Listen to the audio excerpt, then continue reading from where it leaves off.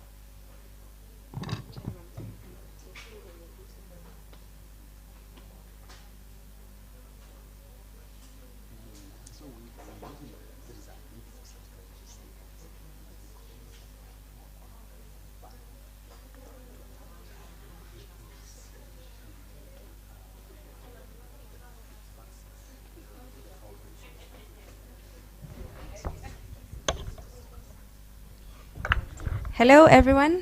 Hi. Hello, good evening. Good evening. Thank you so much for making time to be here. My name is Muthoni Gitau, and we are about to have an amazing conversation this evening. Most of you guys have worked the last couple of months during Maandamano, the bodies in Kware, and we thought it would be very important to have a conversation about the state of mental health for journalists who are often on the front line when they're doing the work, and sometimes we are not trained in how to deal with traumatizing situations because sometimes we don't expect them. So we have a panel of, I think, people who will be amazing to have this conversation with, because one has worked in the media industry for years and is atuambia amekuwa kikopaje. Another one is a therapist, and another one is one of you who has been in the front line the last couple of months. So I think we're going to have an amazing conversation this evening. Please, we'll have a Q&A session, so keep your questions. You can jot them down somewhere. If something sparks your interest, or if you have a question about something specific that you've witnessed, I think we can take advantage of the people who are sitting in front of us. So as I've introduced myself, I am Muthoni Gitau. I'm from Semokweli. I am the comms lead and also the community manager at Brave Media. I am going to allow our panel to briefly tell us their names and what they do, and then I have a second question for you. So tuanze tu na name and what you do. We can start with Millian. Hey, good evening. I'm Millian Nyamoita. I come from Mukuru. I'm a citizen journalist trained by Semokweli, and I'm also a member of Mukuru Community Justice Center. Tunaweza clap. Encouragement. Good evening, everyone. Good evening. My name is Mulika Mutuku. I am a behavioral scientist, come therapist with Suruvi. Good evening. Good evening. I'm Victor Amadala. I'm a business journalist with Radio Africa Group, specifically the Star newspaper, and I'm happy to be here. Thank you for that introduction. Now I want a second introduction. Without mentioning your relationship to anyone or what you do for work, I want you to briefly tell me who you are.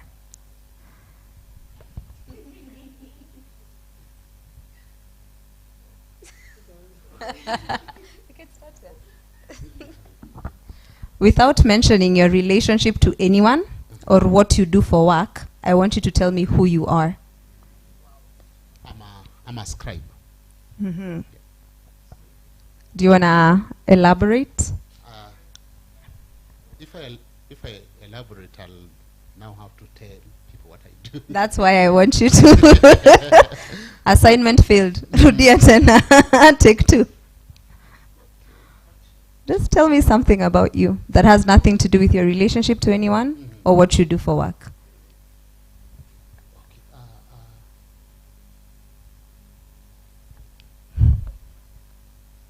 I don't know. Ningumu? That's tough. That's really tough. Anyone? I am a thinker. I love adventure, so I'm a very adventurous person. I'm a risk taker. I push boundaries, and yeah. That's good. I like that. Yes. Millian. So, should I say I'm the opposite of him? I'm an overthinker.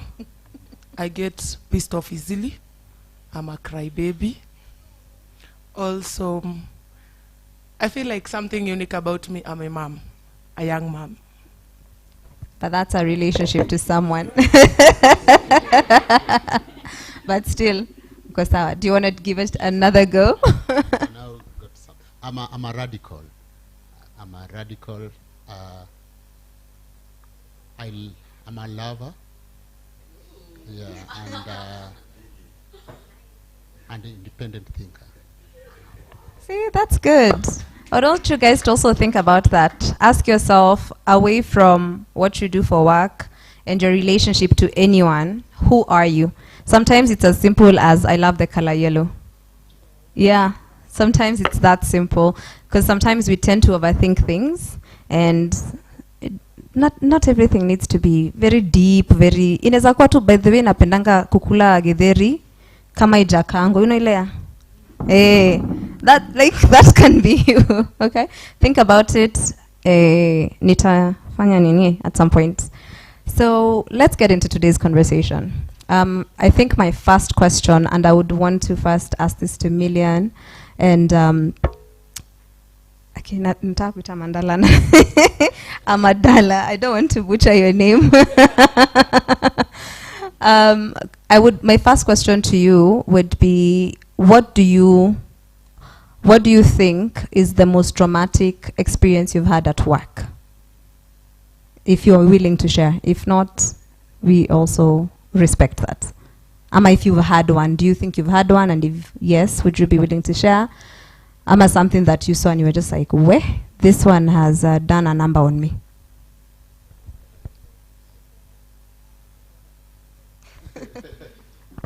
For me, I have so many because in my journalism career of 10 plus years, I've encountered a lot. And I think the most traumatic one was when a gun was placed on my head. That is, yeah. And even recently, when I was placed at a state house office to, to be told what to write. You have no option. So What? So for me, let me say handling or being on the front line in the quarry retrieval processes, it really triggered us a lot. Me personally, at some point, you get scared because we even started receiving threats. Yeah. And also another thing, there's this day we were in the protest. Then we were tear gassed a lot. I was with my friend, and then we got lost from each other. And then it was like I collapsed. I almost collapsed because I couldn't breathe well. So it was a way moment. On that same question, Millian, after you experienced that, what did you do? Like, what was your reaction to that? Actually, what I usually do, at times when I feel that my chest is filled up, the only option I have to do is just crying and talking to Nikona, a shoulder to lean on. I'm glad to hear that at least you have a shoulder to lean on. Daktari, my question to you, in such situations, what are some of like the coping mechanisms in the moment? Say someone is now covering a story and it's happening right there. She's struggling to breathe when she can't see her friend. What are some of the things that someone can do in that moment to center or bring themselves to? Well, being able to recognize what's happening to you at that moment becomes the first step. Then number 2, it's adopting something that works for you whenever you feel under pressure. And something that works for you, like she has said, for her, it's crying, and it is okay to cry. For someone else, it's screaming, and it is okay to scream. One of the things that we also advise people to do is breathing. If there's one thing that really brings down pressure, is breathing. And just normal breathing, but doing it heavy. Breathe in, hold, breathe out. Breathe in, hold, breathe out. And that is magical. First, because it also gives you a bit of a break, but also it pushes oxygen into your brain and enables you to clear your thoughts. And so you're able to respond much better than when your system is full of adrenaline. So breathing is magical, if I would say. I have a question. What are some of the things that you are considered traumatic, or who decides what's traumatic? Because sometimes I think we find ourselves in situations and probably downplay them in the moment, and then later on is when you're like, okay, actually that happened. How does someone recognize a traumatizing situation or trauma? How do you notice? It's like, oh. Trauma is subjective, it's not objective. Because trauma is an individual response to an incident. And so, just to answer that, the recognition that we respond very differently because our brains are different, we have different thresholds and capacities, and so really you cannot say that this is traumatic what will be traumatic for him might not necessarily be what is traumatic for her.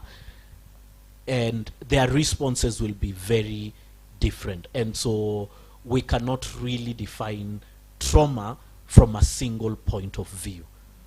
It is subjective, and allowing people to go through that process in an individualized way becomes better therapy than trying one treatment for all.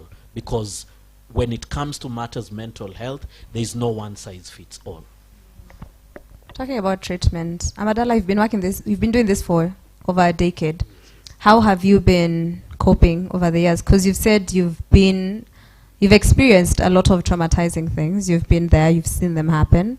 How have you kept yourself sane over the years? For me, I find refuge in my family.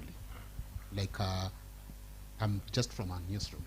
Immediately, if I'm not having any evening engagements, I go straight home. And I take time by myself so that I can reflect on what happened during the day. But getting that love and support from the family has been really vital for me. Yeah. Millian, how have you been coping the last couple of months? Should I say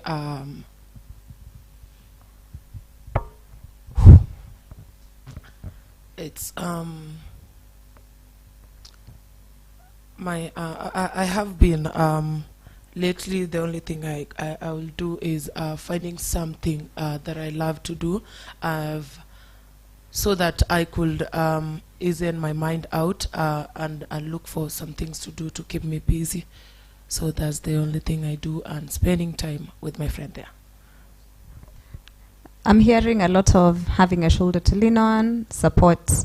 What role does support play in someone dealing with traumatizing situations? They've actually pointed out two very important things and very key when it comes to mental health and good mental health. They've talked about support, that is social support. And they've also, there was social support. There's something else you've mentioned. She's also mentioned recreation. Those are two very important things, and maybe as we go on with the conversation, I'll point out a few others. But social support is actually one of the most important things that you need to maintain a healthy mind and to deal with difficult situations. One of the things that causes depression is mental withdrawal from society and not having people that you are convinced they care and they are supportive. When that happens, then you spiral downwards. And so that social support that they are pointing out, they are very correct. And my encouragement is to be able to identify where you get the most and the best social support. And maybe just increase that a bit in terms of the circle, because sometimes you can be overwhelming to the people around you. And so maybe if I keep talking to Amadala, there are times that he needs a break from me because, whoa, it's overwhelming, it's tiring. And so I can be able to go to her and just spend time with her. She listens to me. She allows me to vent out. She allows me to decompress. And so never lack social support in life. Yes. If someone, say, does not come from a very supportive family, or maybe doesn't even have family where they are, how else can they cultivate that social support? Friends, and sometimes just work. the social support doesn't necessarily need to be an intimate relationship. And when I say intimate, it's not in a sexual way. I mean what you would call a very good friend. It doesn't have to be that. It might be someone that you know very well, someone that you can talk to, but not necessarily revealing certain aspects of your life. And that's why I say, even at work, a colleague or someone that you know from somewhere, but you know that they can give you that kind of support. So it's not necessarily family, not necessarily close friends. It's being able, consciously identifying who you would want to be part of your social circle and social support system, and building those relationships deliberately, so that someone knows when they see your call at 2 o'clock in the morning, they know this I must pick. Yes. And there are no questions about that. And so it's just raising the question, who is your go-to person at 2 o'clock in the morning? You need to think through that. You need to deliberately cultivate that. This is for Amadala and Millian. Do you think at any point you've picked up a negative coping habit?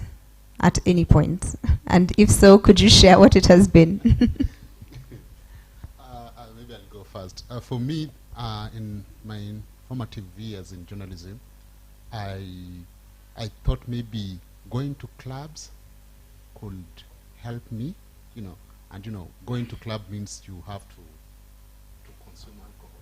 So I used to go to, I don't know if there is any club within Tao that I've never stepped in, especially the time when Tribeca and Moses used to be the thing.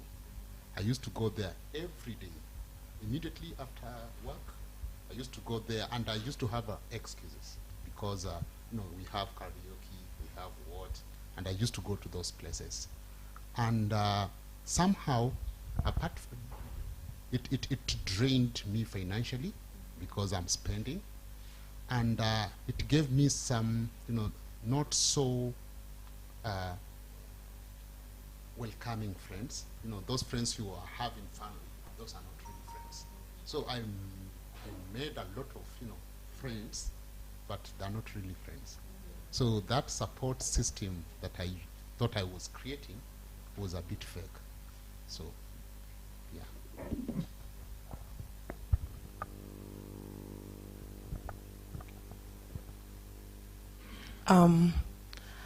With me also, what I usually do, I'll just be honest, I also do clubbing. But naweza sema I do that once in a blue moon. Whenever I feel that I've become too much to air my problems out to someone, at times I ought to think that it's good if I could go to a club, a very noisy place. To me, that really works. I can say it really works. So nikienda hapo hivyo nasikia hizo kelele and nasikia niko fiti, nikirudi I'm good. Daktari, alcohol as a coping mechanism. Let's talk about it. Allow me just to expand that a bit into the clubbing.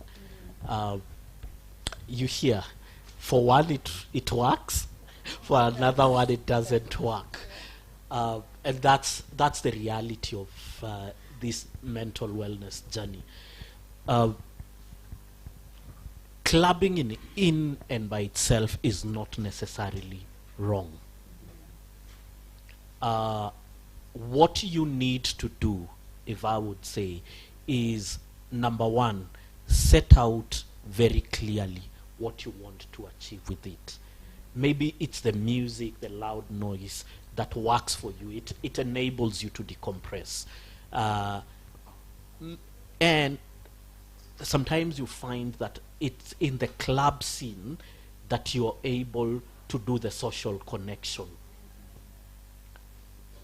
However, you have to count the cost, because everything has a cost. What is the cost of your coping mechanism?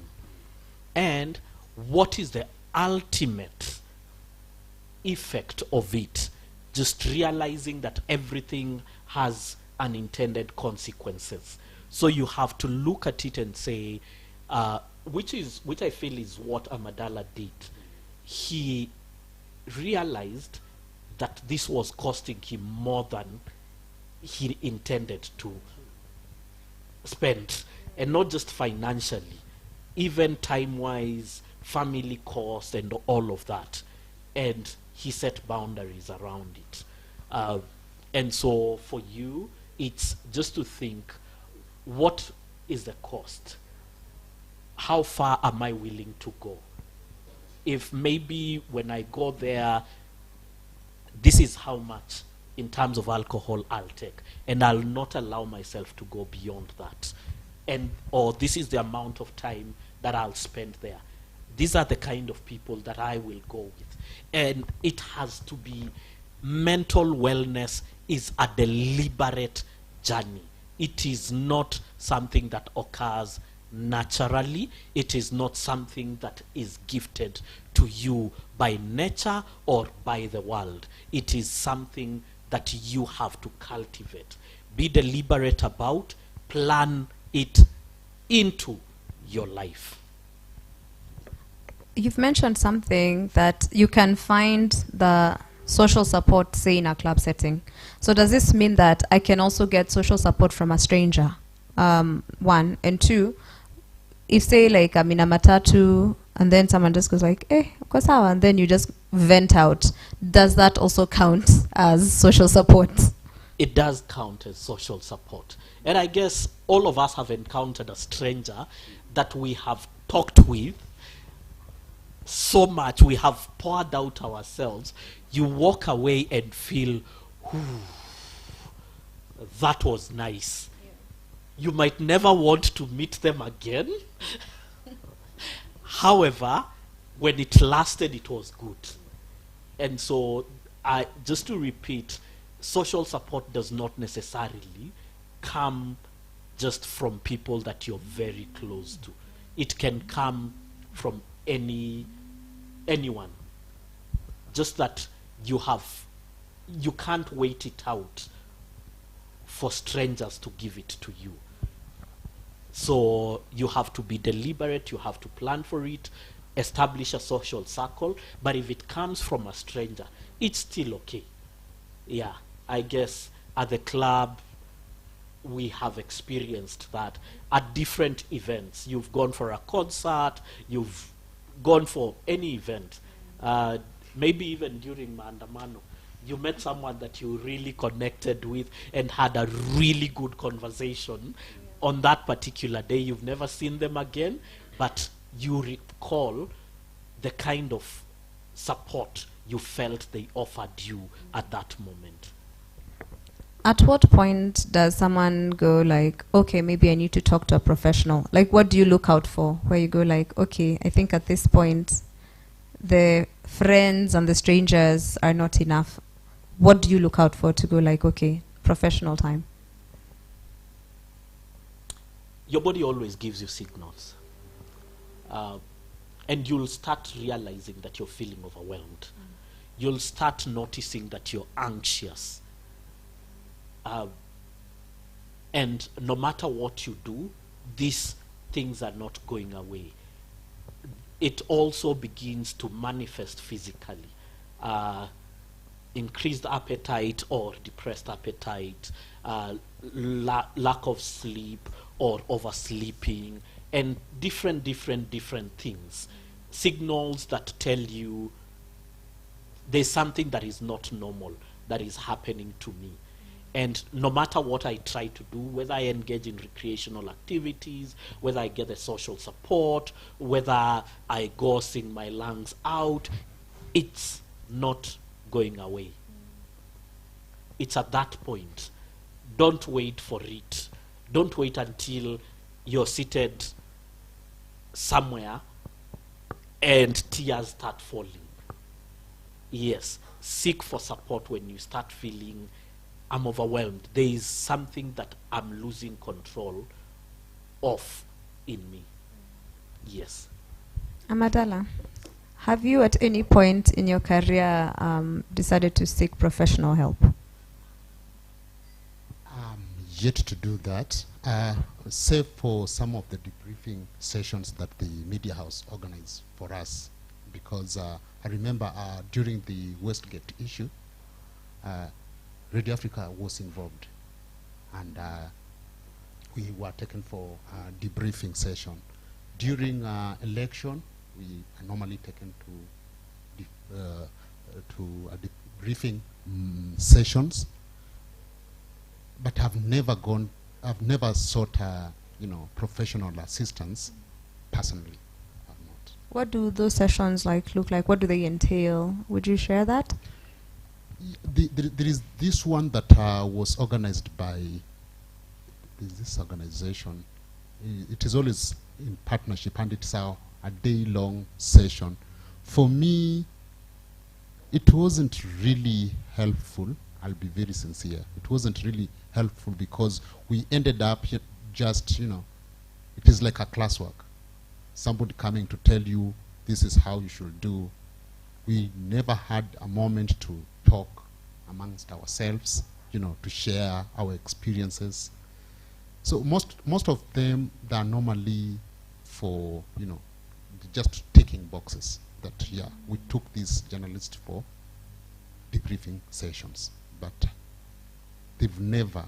I've enjoyed, talking to my colleagues, sharing the experiences. I've enjoyed talking to my family. I've enjoyed, going for concerts. Just that is the only way I seek help.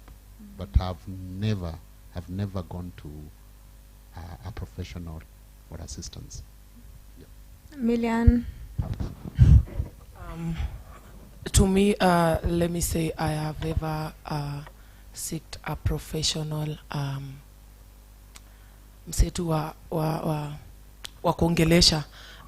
This was, I think, when the period that the slums were being demolished, the people on the riparian lands. So I used to go to, there's this organization that is called Jinsi Yangu, and they have a professional counselor. So we used to go there and have sessions with the lady there. And also at times I usually go to maybe concerts also, like for instance the Mashujaa concerts. I felt happy that I went there. I'm in a new environment, meeting new people, strangers. Yes, you talk to them. You actually it was like ni kama unajibamba, ni part of kujibamba. So while you went out, you talk to people, you meet new people. You also get to unajibamba too. He said group therapy didn't work for him, and he preferred to talk to people he knows who probably understand the situation that he's dealing with because they've probably been in it together. Where do you recommend one-on-one sessions versus group therapy sessions? Also, because we've taken a group therapy session with you, we did all the things. We did the talk, and then we went and we were screaming and doing things. So we did small types of therapy within the same space. So when it comes to group therapy, if someone feels like it doesn't work, how do we navigate that, if that's the only option on the table? At the risk of my job, sometimes I think personal therapy is overhyped. And we have many of our so-called professionals who are doing more damage than good. because we maybe want to look like we're doing something to tick the box, like he said. However, you will realize that people get more therapy and sometimes better therapy in informal setups than they get in formal setups. And so from where I stand, I would rather facilitate conversations or design therapy into our daily things and have very little in terms of conversation from a professional. I'd rather design it that way, because then it becomes part of your everyday life and you're getting therapy if I can help you make it part of your life rather than withdrawing to come. It's the same way when we think that you only rest over the weekend.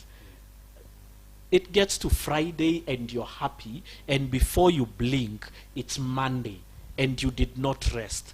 And so you get overwhelmed by work because resting is not designed into your everyday life. So it's that. Is there a place for group therapies? Definitely there is a place for group therapies, but they need to be done in such a way that it's not me, the professional, who is doing much of the talking. Mine should be facilitating conversation and helping people figure out what is happening to them, being able to label their feelings, their emotions, their thoughts, and being able to navigate through that in a healthy way.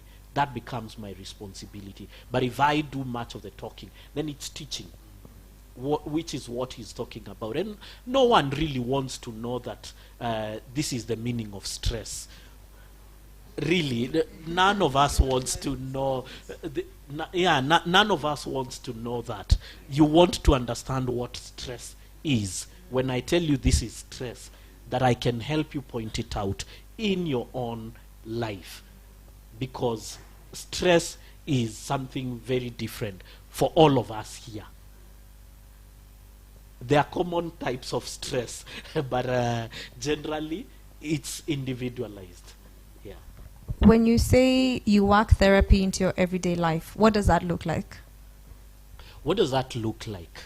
It's the consciousness that I need to maintain a healthy mind. And so I look at how does my life play out.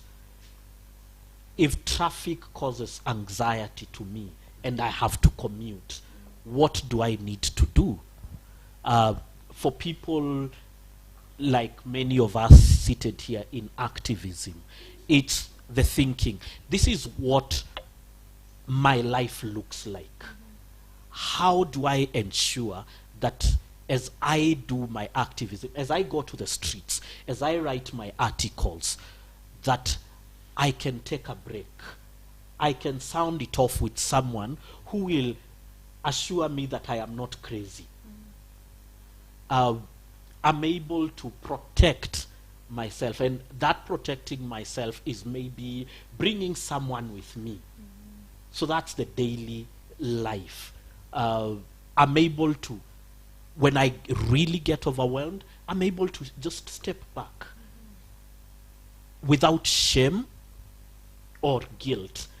I'm able to do small things, add recreation into it, that as I shout out everywhere, I can step back, sneak into a cafe or an art center and just refresh myself. I was telling him one of the best therapies in the world is arts. Art is viewed as the most unnecessary thing because many people can live without it. However, it is so necessary for our sanity.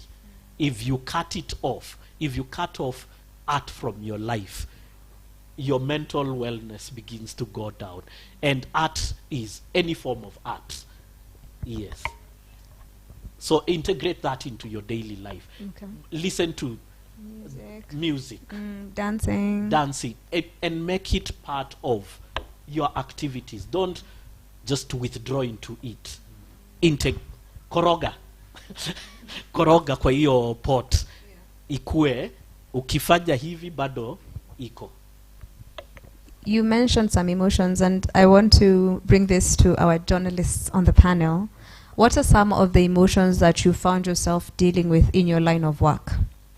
Emotions of guilt, shame, have those come up where you find yourself, maybe you're covering a story and you're feeling guilty because you've set up your camera there and someone is starving, and for you, you're like, this is a story.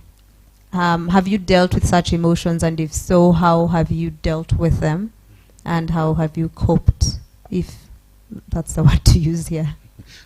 Journalism is a thankless job, and it is a bit selfish, because you're told that you're not supposed to be part of the story, and yet you're a human being. I found myself in a situation where I'm supposed to, I'm torn between saving the situation and getting the story. And it has happened so often that I now have to front my journalism first before whatever is happening. The most recent example is during these protests.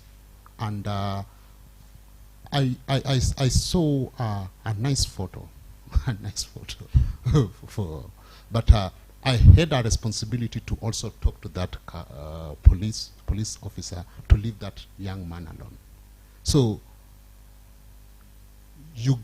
I don't know what I really, I found myself hanging on that guy, because alikuwa nampiga pale Kangemi, and nilikuwa kwa bike. As much as those guys walikuwa wananirushia mawe, nilikuwa nina journalism, the first, but I felt like no, this is not good. So anger is one of the things, and in daily reporting, for instance, as a business journalist, I encounter these stories every day where you find, for instance, the shift one. You honestly know what is going to happen. You know that our people are going to be looted. So you are torn between writing that piece and being angry about it. So it happens. It happens. So also for me, unapata kitu kama the Kware retrieval bodies, ulikuwa unapata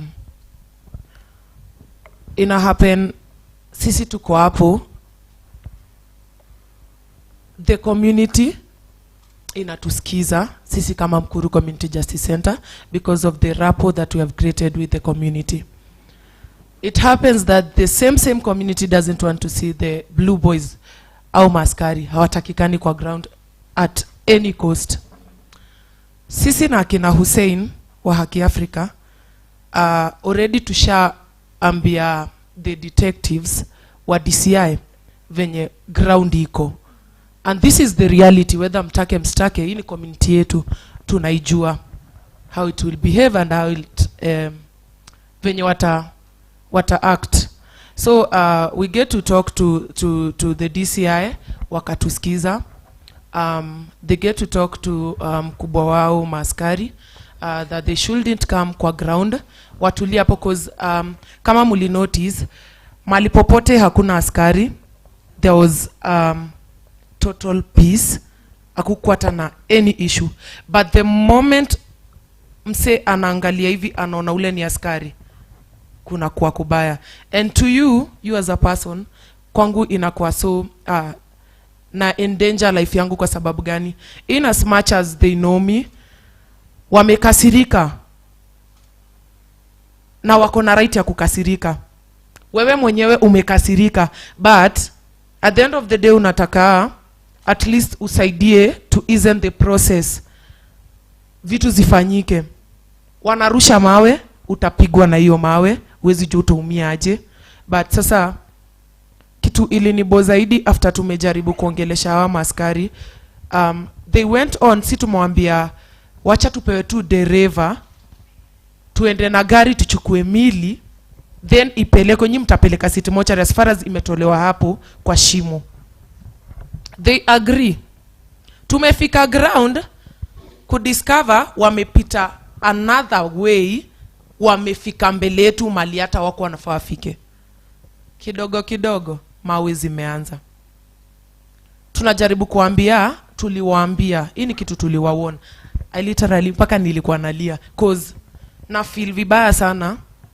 Nyinyi kwenu, cause mpaka nilikuwa nawauliza, nyinyi kwenu ni nini, kwani naweza taka kujua, are you not human beings? Don't you have kids? Hamna a family or brothers or sisters? Kwa sababu gani? Kuna vitu zingine use just common sense na ziwork. Hata tu ile akili ya kuzaliwa na mama si lazima ukue na akili ya kusoma. Bro, tusha kuongelesha, ungesikiza, uongoje uone kama kuna kitu ita happen, then ukuje ufanye chenye unafeel unaweza fanya. But hapa hivi ukiangalia, si tunajaribu kukwambia tuko kwa hii community and we know nothing bad will happen kama mta cooperate. But nyinyi mnataka kuonyesha the community you are so superior, amtaki kusikia, yani mnataka kuonyesha the supremacy, nyinyi ni government, nyinyi ndio kusema. At that moment hata sikuwa na kitu naweza fanya. The only thing I did was crying, nikiwa question mbona mnadu hivi, cause the moment wase waliwaona kwa ground walianza kurusha mawe. Bodies, kwanza kitu ilikuwa inaniuma ni ati umse amekufa, ni mzoga wa mtu, ni mama ya mtu, ni sister ya mtu, ni baba ya mtu, ni brother ya mtu. The way hizi mili zinakuwa handled, juu sasa imekuwa ni fracas, ni kukimbia back left right na center, zinarushanishwa chini. Hiyo kitu ilikuwa inanibo vibaya sana. So I was literally nauliza, now that wameamua kurusha mawe, wao pia wana cock, na imefikia to an extent that wanarusha tear gas na wameanza kutumia live bullets, kwa sababu ilikuwa ikifika kuanzia 6 inakuwa ni kama ni vita ya sijui ni mwizi na raia, sielewi. So kuna mmoja alikuwa ameanza kukok, na jaribu kumongelesha na mwambiaje, there's no need utumie bunduki. Yes, hata mimi namfeel yeye ni binadamu, siwezi kuwa na bunduki naona kuna threat mbele yangu ama nitaumia nikose kujiprotect. But hizi ni vitu zenye tungeavoid earlier. Na the only thing ungefanya wewe kama askari, toka hapa, wacheni kujiforce kwa community already haiwataki.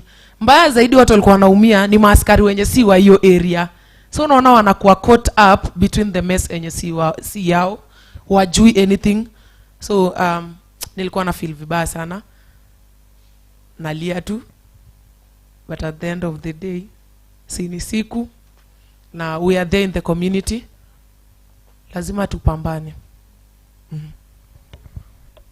That conflict of the story and being human, how do we handle that? Because as journalists, you're put in situations where sometimes, you know, your editor is at the back of your mind, get the story first, and then, you know, how do you reconcile that? How do you cope with it?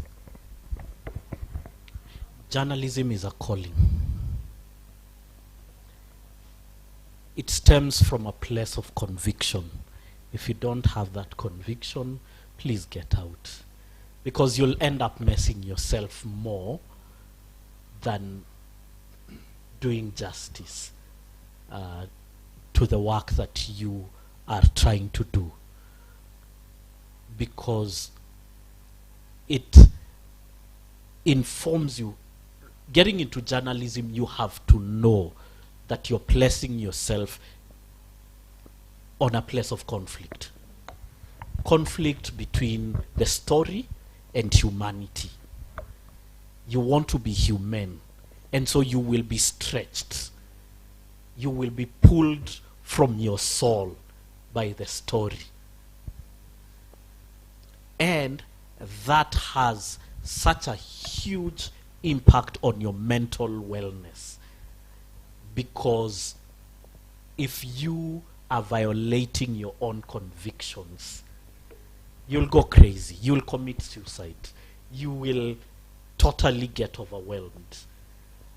It's not to say that those are the only things that cause one to feel overwhelmed, but if you're not prepared for that conflict within you, then you're in greater danger than someone who is aware that as a journalist, I will have such a huge internal conflict. You'll have a story. You'll go to sleep and you can't fall asleep because you're wondering, should I write this or should I act? And yet you must deliver the story. How do you work on that? Being able to do something that he mentioned and she also mentioned is, don't forget your humanity. Don't abandon your humanity in the whole thing. Get your story, but at the same time, remember to be human. Don't just, what you felt when you saw bodies being mishandled, that is the humanity in you. And you cannot deny that of yourself. But knowing that you will be stretched, that there are times you will be pushed to ignore that first. And so it's, I always say balance is like the pedals of a bicycle. There are times that you're forced to push this side. You will be forced to push the story for this moment. But it is the same story that will bring you to push the humanity at the other time. So balance is not equal. It is what needs attention now without forgetting that something totally different, maybe even conflicting, will need your energies and attention later. And you have to oscillate between the two, attend to the two for your own sanity. If you keep at one, if you become more concerned about the humanity, you lose your story. There are times it will call upon you to first attend to the story, or first attend to the person and write the story. Different times, different focus areas, different energies for the different moments. Speaking about that balance, to Millian and Amadala, I have a question for you guys. Sometimes when you're covering stories, people also expect help from you. And you're like, I'm a journalist, I am just highlighting something that's happening. How do you deal with that, where someone is constantly calling you, asking, ile nini yetu imefika wapi? Because you're like, okay, I wrote my story, I've published it, but to an extent, sometimes I feel like people expect more than you can give. How do you deal with that? And how do you console yourself as well? For me, journalism, as he said, is a calling. And sometimes the more the source bothers you, the more the story grows. I'll give up a recent example. I did on Tuesday a piece about how, some university students have lost hope because lecturers are frustrating them on missing marks. If you look at my Twitter DM and Instagram, there are many students who have gone through such scenarios. And there are those who are expecting, for instance, to graduate December, who were hoping that after giving me their stories, I'll go to the respective varsities and talk to the administration to help them. So, because I'm calling for an action, what I can only do for them, and I tell them that I'll keep pushing the story. That is one of the ways. There are those who also expect financial support. There are those who have given stories and they expect financial support. If it is a legitimate one, I've always engaged the newsroom management, and if it is something that they can support, we do a campaign around it. We've done 3, 4, 5 of them originating from me, especially on medical, and yeah. So we can only do so little. So, and we don't, what I do, I don't promise. I don't promise that this ABCD will happen. If it is something that I can do within my powers, I do it immediately. If it's something that I can only push, I tell them I'm just a journalist. So let me use this platform that I have to push your agenda. Yeah. So for me, unapata in a scenario, maybe most of the time I report cases. Now that niko ndani ya Justice Center, at times huwa unapata cases zenye tunakuwa nazo nyingine za police arbitrary arrest and extortion and gender-based violence cases. Most of the time utapata, yes, I'll do the story, but I'll try within my powers, mali naweza, kulink umse with the necessary platforms zenye anaweza saidika nazo. For instance, maybe at times unapata cases kama za GBV, this person amekuja kwa center yenu, sijua amedhulumiwa, umlink up aende kwa hospitali achukue P3 aende OB, then mnaanzisha process. On the way, kai Mungu. On the way, mpoa waliachana, wewe uku unangangana kupush, and this person akikuja alikuwa bitter, anaweza taka justice ifanyike.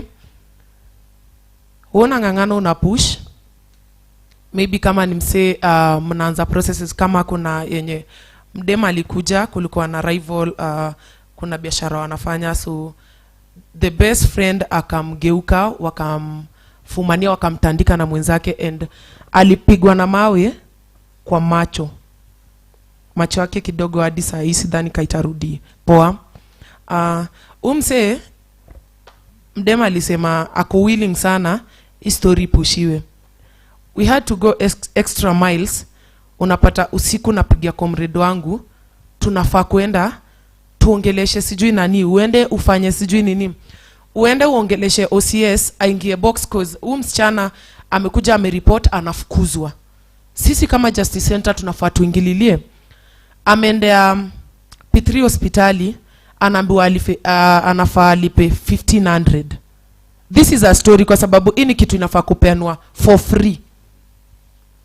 Tumejaribu kwenda huko, madaktari waliongelesha one of our comrades vibaya sana, and this is one daktari wa huko, and anamwambia hakuna kitu hadi unaweza tufanya, na plus hizi ujinga unataka ati tuende kusimama kotini for free, we won't do that. So unaona umebaki hapo katikati, mtatafuta means venye umse atapata IP3. Ameipata, mumekuja center, amesema nataka ashikwe, ipate justice. Askari one thing na maskari wetu wa mtaani, naweza sema sijui wako informed ama ni kujua hawajui, hawaelewi kazi yao venye inafaa kufanyika, siwezi eleza. But instead of, cause hadi mimi after sasa ili escalate ndio tukaenda kwa OCS, ndio tulikuja kuelezwa mbona mtu akushikwa. Cause amejaribu, akienda anafukuzwa, akienda anatusiwa, so anarudi kwetu kwa center, tujaribu venye tunaweza. Tunaitana kina Ture, we are there, aipoa nini, tumefika huko OCS juu actually kwa hii space ndio kidogo tumeanza kuget, mimi personally nimeanza kukua naweza, unasikianga ile design ya enda nimekutuma uambie na nini mimi, sasa niko hapo naweza kwambia enda sema ni mimi na usikike. So unaona huyo CS ametuita kwa ofisi kwa zameona tunapush story na ni kitu imeescalate. Tunafika kwa ofisi yake, tunajaribu kumongelesha, ndiye anatuambia kitu ilifanya huyu anafukuzwa, ama sasa hapo atasema anafukuzwa, kitu inafanya hatuja make arrest ni kwa sababu huyu mtu ameumia macho. The moment we arrest this person, wakae waongee, alipwe, later on imacho ipone ama ikose kupona, ikue wasi kuwezi ona tena. Ulilipwa 10k ama 5k, ulifurahi, but the end of the day ni damage imefanyika kubwa. So tunatakanga mtu aende seek medication, apone, ndio afanye nini, ndio tumeka an arrest. And I'm like, ngoja OCS, it's high time bas kama wewe unajua hii, cause hata sisi tumelearn from here. Juu sisi tulikuwa tuneka pressure, why are you not doing your work? Mtu angetueleza, huyu askari wako mdogo ya junior officer angetueleza hivi, ni kitu hata sisi tungetulia, tungoje, cause yenyewe it made sense to me. Niko nenyewe hapa wanatumia akili kidogo. Funny thing, msichana after tulipush hivyo, guess what? Alikaa hivi, akajiambia pesa ni kitu muhimu kumliko. Na kila siku atakupigia simu, mulifikia wapi? Anaenda kotini lini? Na ni process, ni siku yenye somebody amekuwa wameshutiana huko na magistrate. So kotini, kota zikuwa zinafanya uko kila saa, tunafuatilia. Then later on, msichana aliamua kakaa kando, akaenda akatafuta ule best friend wake, akapewa 10k yake moja safi, na macho yake ikabaki hivyo venye iko saa hii, haizi ona fiti. So along the way una feel unakuwa used, but at the end of the day unataka ni kitu unaweza taka sana asaidike. At many times unapata maybe umeshoot story, unaweza taka sana ifanyike an action to be taken immediately, but justice ina take long ndi happen. So utakwanga frustrated kila saa, mulifika wapi, but at the end of the day venye tu amesema ufai kuwa na promise umse, nimechukua story yako ati ni kitu itafanyika hapo na hapo. Hapana, we are encouraged sisi kama Justice Center, ukifanya story make sure umse ame understand itateka a process.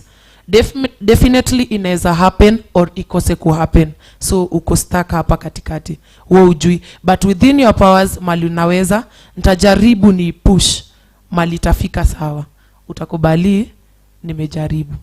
So kama ni issue venye tu amesema kama ni issue naweza saidia, I'll gladly do it. Umemention makarao, nikakumbuka that you've been beaten by cops in the line of duty. Has that ever happened? Have you been harmed in the line of duty?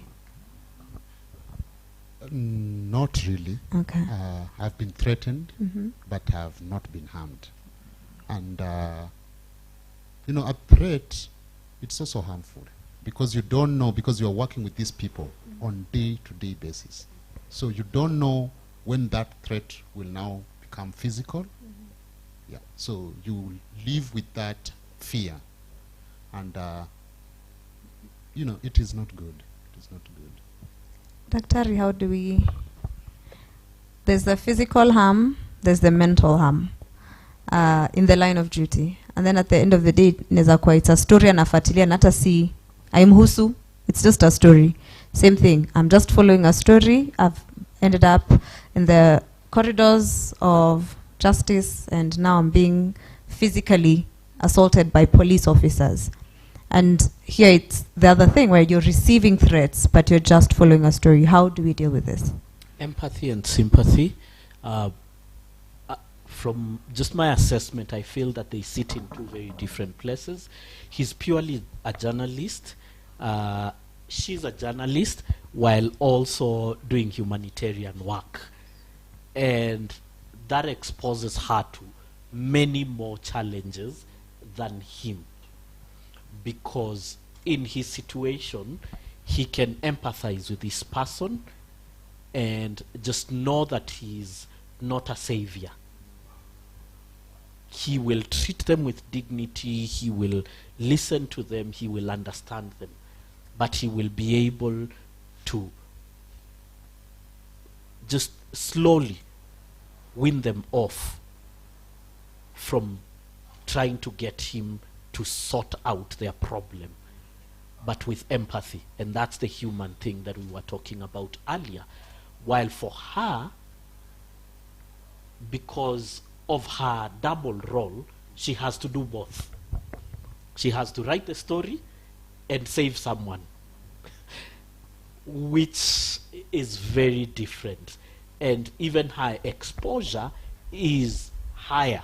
Abuse not only from maybe the police, but also, like she said, abuse from the people that she's trying to help. And I guess all of us, in one way or another, when we're trying to help, we've had people take advantage of us or leave you looking and feeling foolish that you even bothered, because that is people.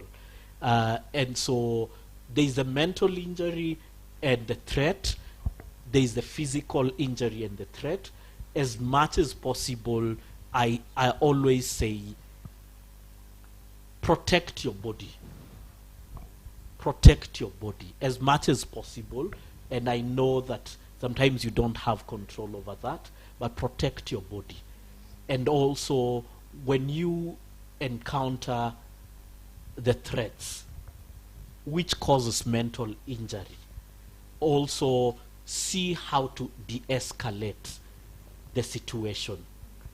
And so when you realize that this can cost you, the only option is not one way. Expand your options. How do you expand your options? How can I deal with this situation in a way that everyone walks out of it okay? Not necessarily happy, but everyone walks out of it okay. The policeman, the person that I am defending or writing their story, myself, that I can de-escalate the situation and allow all of us to walk out of this. And never be pushed by a sense of urgency. There are things that can wait. One of the biggest threats to our mental wellness is deadlines. Deadlines that we put for ourselves in our heads, deadlines that don't exist. If I don't write this, if I don't rescue this person now, they are going to die. Maybe not. Maybe you can wait it out tomorrow when the situation is much safer, when the person has thought it through. You can take a story home and sleep on it without feeling, if I don't send this for it to be published in tomorrow's newspaper, I'll have lost. So always expand your options and seek safety for all concerned. It will help you in a huge way in maintaining good mental health.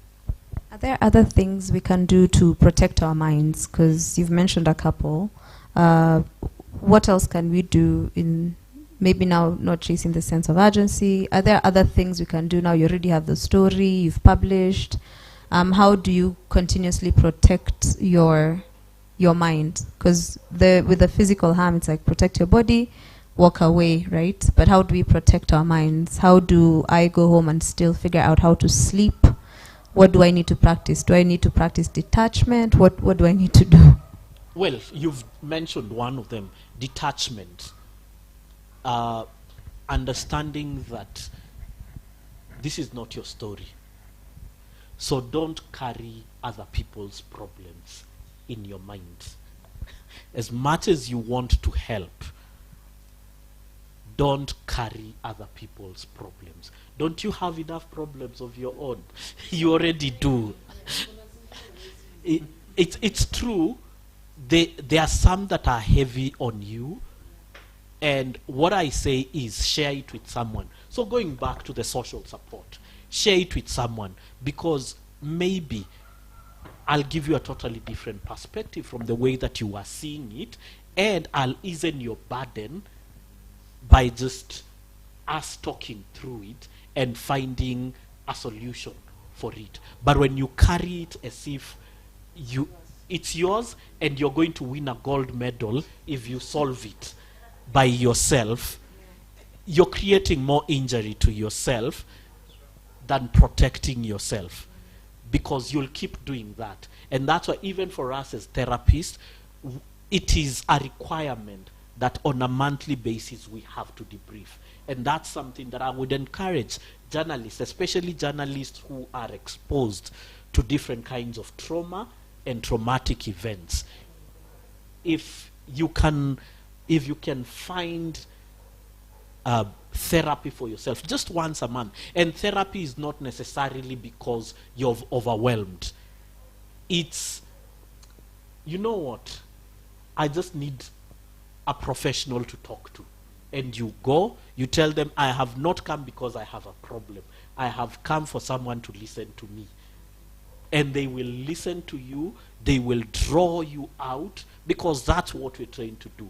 Draw you out, draw out the stories, draw out the anxiety, draw out the challenges, the negative thoughts that are affecting your mental wellness. Draw them out, bring them to the fore so that we can begin to deal with them and handle them in the way that we should handle them. And so I always remind everybody, because as human beings, we have a tendency to want to become Jesus Christ, to save the world.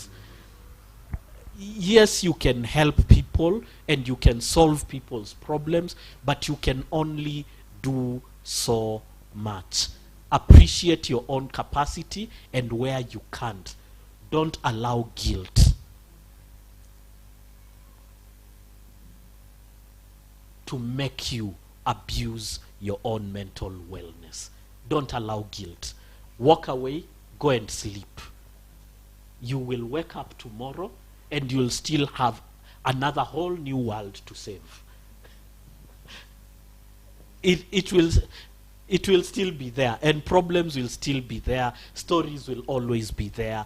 So protect yourself. Jealously guard your mental health. Jealously, and be deliberate about that. Maybe just to touch on some the question that you've asked, what are the ways? Recreation. And recreation is huge. Recreation means different things for different people. Find a recreational activity that you can engage in. And engage in it. Make it part of your life. Whatever it is. Just learn to do something that you enjoy to do. Everything doesn't have to lead to profit. Stop listening to motivational speakers. They will kill you. But everything doesn't have to lead to profit. The richness of life is in the things that you do, that you love to do, and that you enjoy doing. Those are the things. That is your green garden where you retreat to and get refreshed. So that's something that I really encourage people to adopt and make part of their lives. So recreation, and that's why, like I have said, the social support, the arts, and such things.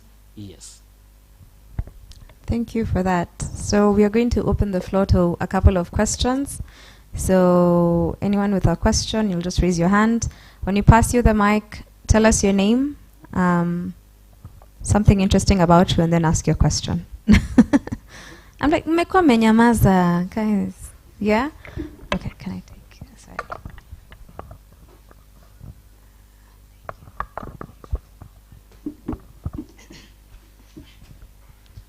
Hi. Hello. Okay, I'm Faith Lumwachi. I work with the Mukuru Community Justice Center. I also work with the Semokweli as a citizen journalist. Something interesting about me, I love chihuahuas. Okay, my question goes to you. Well, we've been on the forefront of Kware massacre. And I'm talking about me, it affects like really, really badly. To an extent that I was shaking. I was scared even if I see a male figure in front of me. I'm scared, like, no, this person, anakuja do harm. He's coming to do harm to me. I went home Then like at home I'm also scared. Nikisikia footsteps nakuwa na goosebumps. Well, they referred to me a therapist, so we were talking online. I shared what I was experiencing at the moment. Okay, she advised me I take a glass of milk, I listen to music, then I sleep. But according to me, it didn't work, because when I was sleeping, I felt like somebody was standing beside me. Like I couldn't even change. Nimelala na position tu moja. Nikiangalia side ingine naona, hey, this person ataniham. So the following day, okay, alini advice nisirudi at the crime scene. But I'm a journalist. I also work with Mukuru Community Justice Center. So it was difficult. Like it was a must nirudi huko. The following day, I had a panic attack. So how do I go about it? Kwa sababu the following day, I also shared with her what I experienced that day. And the way she responded, I felt like, hey, it seems namsumbua kwa sababu I'm like, hey, like I want to share with you how my day has been. And she's like, Sema. And I'm like, geez, like what's not happening? Like I want to tell you how my day has been so that you can help me, because this thing, it's really affecting me. Ni madem ndo anauliwa. I'm also a female, like, you know. So how do I go about it? Kwa sababu till date I'm scared. Siwezi tembea kwa path na mtu like tukiwa wawili ama somebody anatembea nyuma yangu. I feel scared. Naona tu this person is coming for me. And that's what we call trauma. And to help deal with trauma, you need to identify the exact feeling, and also the thought pattern that is leading you here, and have someone walk with you through that to the point where you are able to live with what you have experienced, because you cannot deny it, you cannot rub it, you cannot erase it from your head.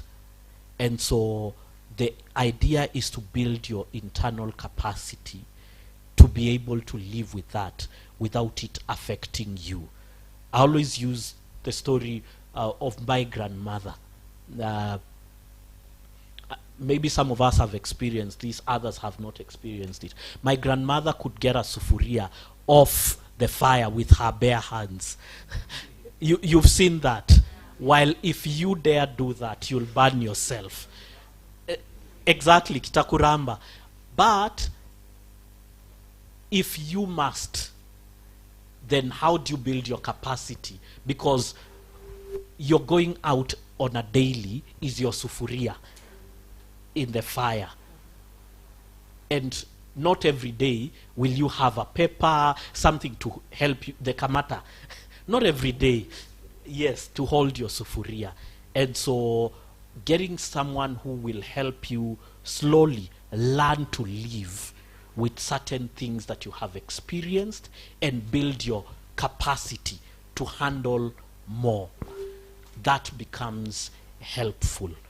I wouldn't speak about the person. Maybe they did their best to assist you, and they're human. I think one of the things, and I'll ask for forgiveness on their behalf, it is really frustrating if we agree that you will do something and you don't. You agreed with her that you will not go the next day, and you went. No, I'm not blaming you. I'm just saying, now when you put yourself in her shoes, the thinking that, so unarudi kwangu nikufanyie nini? See, you understand them. They should deal differently. I would have dealt differently, but they didn't. And so we are here today. The other thing that I will encourage for all of us as journalists, when we are going through certain periods, and there are certain intense periods. The Maandamano period was intense. The Mukuru issue was intense. During those moments, and for those of you who are in management, in media houses, can you organize for a daily debrief so that in the evening people can come together? People don't just take their stories to their beds, because those stories turn into nightmares. If we can have a setting where, okay, it's 6 o'clock, maybe it's time for all of us to go home. Let's have 45 minutes to an hour. It's useful. Let's talk. What did you see today? How did you feel? What are you thinking concerning that? Are you afraid? Are you feeling overwhelmed? And with all of that, it enables you to begin calming yourself down. And so when you go to sleep, you will not wake up tomorrow and have a panic attack. And so what I can say is, I cannot diagnose what happened to you or the incident, but I can help into the future. Even if management doesn't organize for that, be deliberate. Like I said, mental wellness is not something that will be gifted to you. You have to be deliberate about it and look for it. How do you look for it? Grab her, and every evening go sit down with her somewhere and debrief between the two of you. Tell me your story for today. How do you feel? What do you think you need to do? Or how can I support you? That says that you've taken responsibility for your own mental wellness. Let's not be entitled to think that the world will give mental wellness to us on a platter. It will not. We have, the same way we seek for justice, the same way we pursue things that we think are important to us, let mental wellness be pursued with the same passion. That way, we will have a better and healthy group of journalists. Hi, my name is Nafuna Namiso. The most interesting thing about me, I like to collect beautiful pens. And my question is, what are some of the steps that media organizations and media house can take to reduce the stigma surrounding mental health conversations among journalists?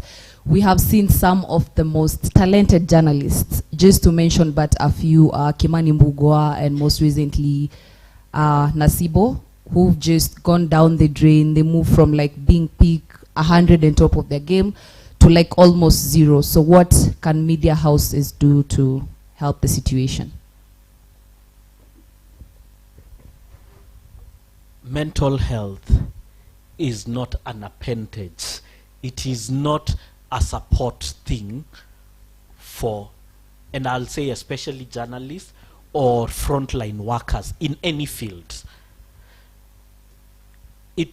Mental wellness should be integrated into the strategy, that the way work is designed and everything that happens within the media space, mental health is integrated into it. It's not, how do I put it? Sio cleaning services that leo tunaweza kaa bila kuosha ofisi, itaoshwa kesho. No, it is part of work, and so it should be integrated into strategy so that where possible there is an in-house specialist, and that in-house specialist is not just, their work is not just to sit and listen, but to create strategies to inform that when you're sending people to the field, these are the things that you need to consider, this is what you need to factor in, this is how to protect their mental health. So it's part of strategy. If you asked me, I would have every organization having a psychologist as part of the strategy team.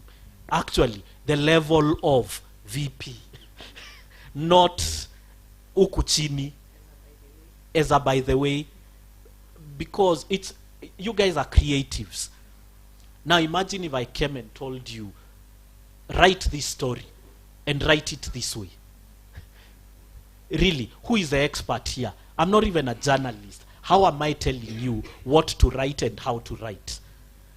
So even on matters of mental health, having a competent person inform strategy and be involved in the daily lives of people in that sector. Hi everyone. My name is Selina. I'm a communications intern. Something interesting about me is that I'm way more African than I seem, and I feel so deeply connected to my African roots. Yeah, I know, don't look at it like that. So, for me, my question will be, can you expound more on what are the telltale signs that maybe I need to take a break from work, I need to seek help, in reference to like the cases of Nasibo and Kimani Mbugua.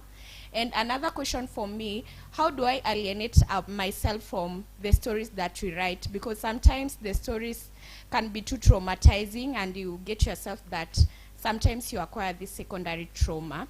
And something else, how can I separate like the pressure from work? How can I separate it from my personal life? Yes, thank you. I think Amadala has had over 10 years of experience. Maybe he can start by telling us how he does it, because I think the practical bit, mine might be a bit theoretical. He's lived it, and he's, at least from our assessment, he's sane.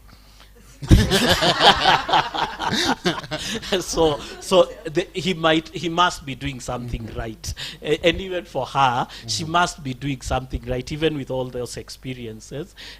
From my general assessment, she's sane. So maybe just to hear from them. For me, you can imagine we consume stories every day. Before coming here, I completed 2 pages of tomorrow's publication. And there are stories that are revolving around our lives. So one thing that I do, I don't watch news. When I'm home, I'm fully engaged on some other things, not news. I throw away my phone at any opportunity. Because when I have that phone, as a journalist, I'm looking for the next story. And it is a bad habit. It is addictive, especially, for instance, if you had a page 1 story today, you always have that feeling that tomorrow you also have to have another one, bigger one. So for me, what I've always been doing is I don't watch news. 2, I don't pick calls after 8. I don't. And the other thing that I do, I found something that I engage in. I play chess and with my daughter. So for me, it's something that it takes me away from day-to-day routine. And talking to friends, getting these sessions, talking to people. It helps me because news is addictive. It is very addictive. And sometimes you get that trauma. When you're writing, for instance, right now I'm following this, the Adani thing. And at any moment, it is a talking point everywhere. So you find yourself contributing. For me, if somebody starts talking about a story I did, I'll not participate in that, because it gets into you. It is really bad, and the work pressure. the work pressure, like we work with deadlines, especially for the newspaper. Deadline, you have a paper has to go to bed by 6. Maybe your page has to go to bed by 4. So you can imagine taking that pressure on, you know, on other things. So for me, once I'm done with my work, I go to the next thing. And I don't over-concentrate talking about what happened during the day. I find something new. I learn something new. Yeah. Maybe just to try and summarize that, identify your triggers. He knows his triggers. News, his phone, and conversations on his stories. Yes. Those are triggers. What are your triggers? Do you know the things that you engage with like this and your anxiety levels shoot? Because you can tell. Those are your triggers. Number 2, he's talked about boundaries. You have to set boundaries. And triggers and boundaries also work together. There's something that I did about 6-7 years ago, and I keep doing it every time I buy a new phone. I disable 100% of notifications. My phone only rings when it's a call. Everything else, even the screen doesn't light. I have to go to the specific app to see if there is a message. Why? If there is something that causes us anxiety, if there is something that is a trigger to many of us today, it's the notifications of our phones. And it is affecting our mental health because it causes anxiety. Have you ever had one of these mobile phone loans? What happens when the phone rings in and it's in your pocket? Even if it's your mother calling, what is the first feeling? Anxiety. You understand? It triggers you. It triggers you. And so identify your triggers, set boundaries, be deliberate about setting boundaries. And he's repeated on the recreational thing, which is important. He's repeated the social support. Just playing chess with his daughter is a form of recreation and social support because he will enjoy the company of his daughter, and that in itself is therapeutic. It moves his head completely away from the story. So what are the things that can help you withdraw from your story? Because you need to withdraw from your story. You don't have to be fast pager Every day.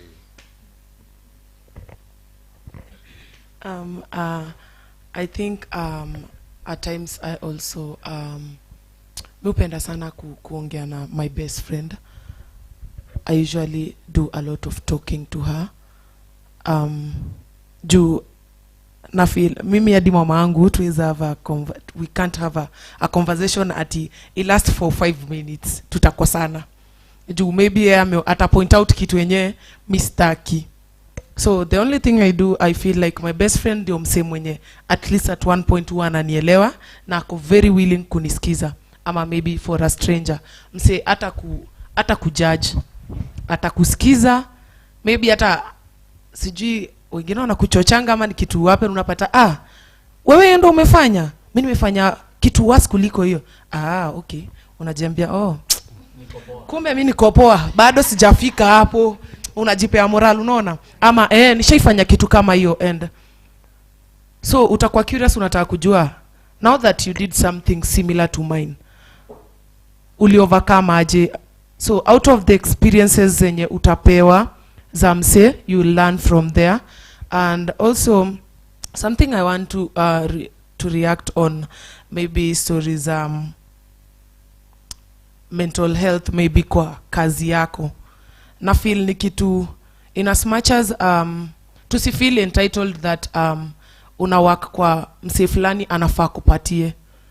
At times wewe mwenyewe jaribu kujitafutia niseme safe space yenye una feelingi unakuanga uko sawa, cause at times mi na feel tunaweza react differently on different things. Venye uta react si venye mimi nita react. Kwanza sana sana mi niki siwezi taka kukotiwa, but mi upendanga kuongea venye najifeel, venye the way na feel kitu kutoka ndani yangu. The issue na maybe Kimani and Nasibo ani wamekuwa kwa media houses kubwa kubwa, ni mse ashajijenga, naweza sema by then alikuwa amejijenga cause mshahara and all that. Huyu ni mse alikuwa capable ya kufanya anything. Venye mwenzangu hapa amesema amekuwa 10 years kwa hii industry, huwa wanapelekwa debrief in as much as at times si zote zina work juu unapata mmenda huko inakuwa ni kama atuko lecturer ako hapo anaongea badala ya nyinyi ndio muongee yeye asikize. Mi na feel at times pia discipline ni muhimu sana. Wewe mwenyewe discipline yako itamata na mali utakuwa. That's according na mimi. Hi guys, I'm Tom Lutali, a trained journalist. Something interesting about me, I love color green.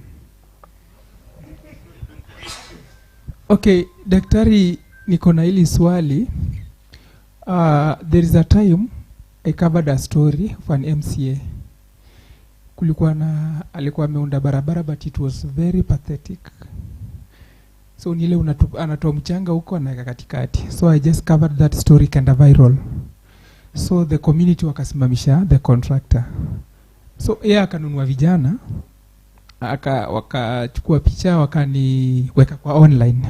Kasema I'm a corrupt journalist, as those things.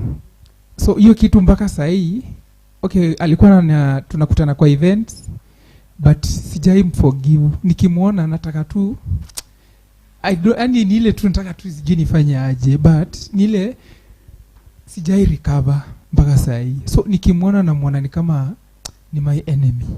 Though the online viewers 95% walikuwa behind me. Wote walikuwa wananisupport. Kwa nasema badhiara tumepita hapo, barabara ni mbaya. Then another question ni, I have my friend mwenye ni reporter. So yeye anaenda cover story ya wanapeana food, na nyumbani kwake anaenda kulala njaa. Muona hiyo amecover story vizuri, ameandika story script, ameedit, amevoice, ametuma kwa radio, but anaenda kwa nyumba kulala, anaenda kulala njaa. So hiyo kitu imemsumbua mpaka saa hii. Okay, you feel na ni mtu mwenye mostly uka peke yake, so si rahisi kuinteract na wase. So mtu kama yeye, how can you cultivate that culture change, at least anza kufollow up kukana wase? Thank you. There's something that is called the spectrum of control. If you have a pen and a paper, just draw a straight line, a line in the middle and this side and that side, and the spectrum of control. If you move from the center to one side, those are things that you have control over. If you move towards the left, it's things that you have no control over. The things that cause us anxiety are the things that we have very little control over. And we need to live our lives on this other side. You don't have control over how the person that you're writing a story about responds. Absolutely not. So it should never worry you. What do you have control over? Your truth. The story that you have written about. And that's what you can do something about. You don't have control over people.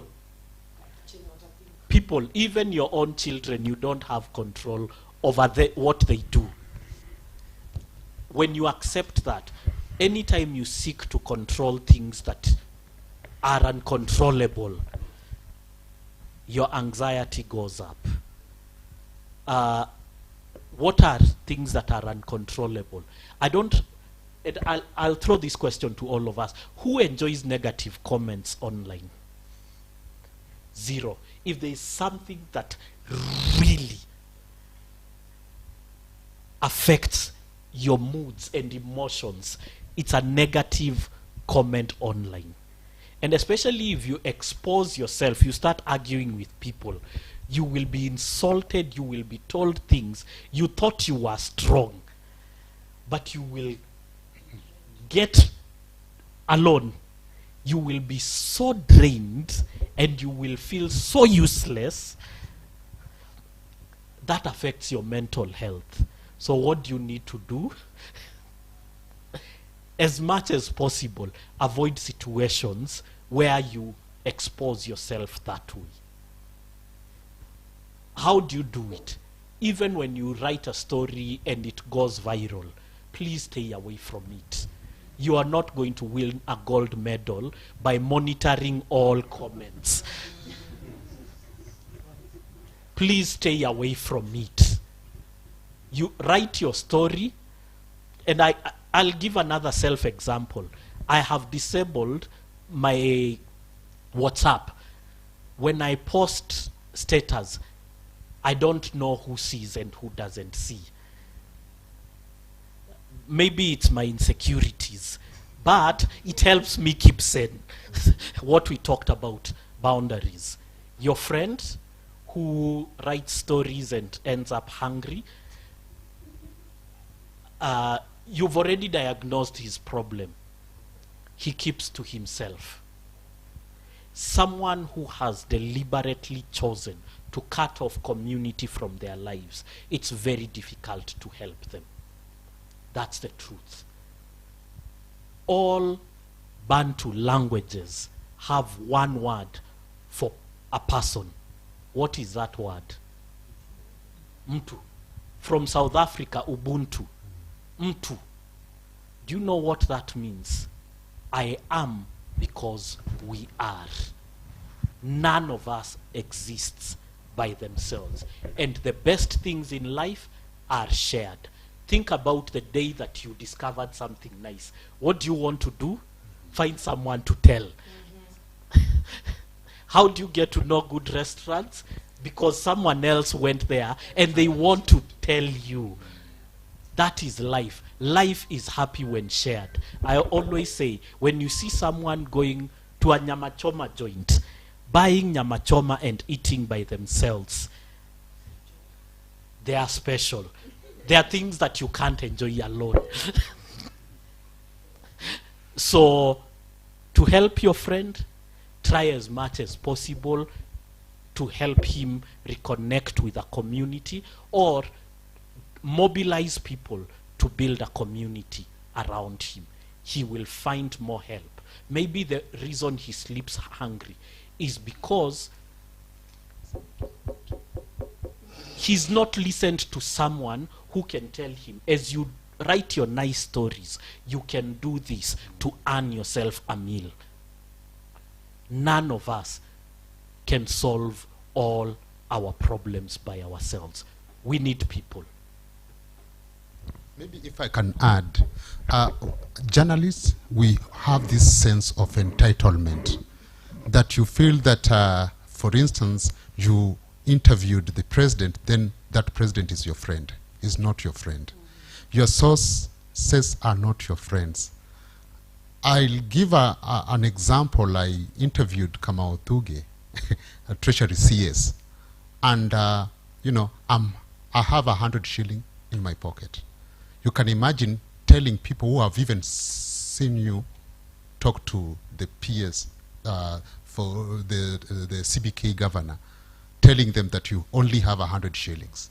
So the sense of entitlement with journalists, it's killing them, and I think we should detach ourselves from sources.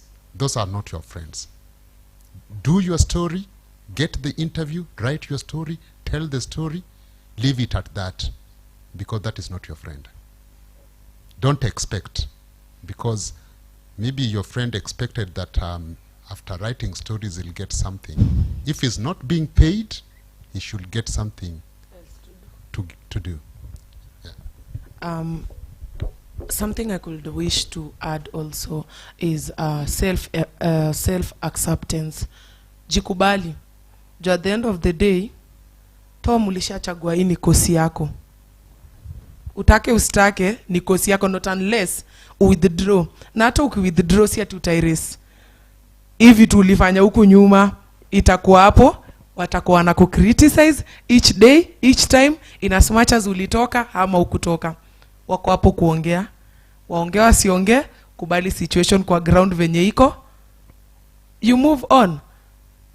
For someone mtu mwenye anafeel, mina feeling anytime you are in a problem ama uko na a problem, ndio ikuwe solved, lazima ukuwe ready, umejikubali na ujionge. If you can't be ready to share it out, sitakuwa malaika ni juna what you are going through. Na plus the same way venye wewe amesema, ukiona uko somewhere na una feel in a bit of way ina drain ama hii place ni toxic, for me what I do, wanajitoa. I walk out ama na walk away. Naeka tu jembe zangu chini na hang boots na ingia. And for me at times huwa ina work, sometimes bado italeta regrets, but at the end of the day wewe una come first.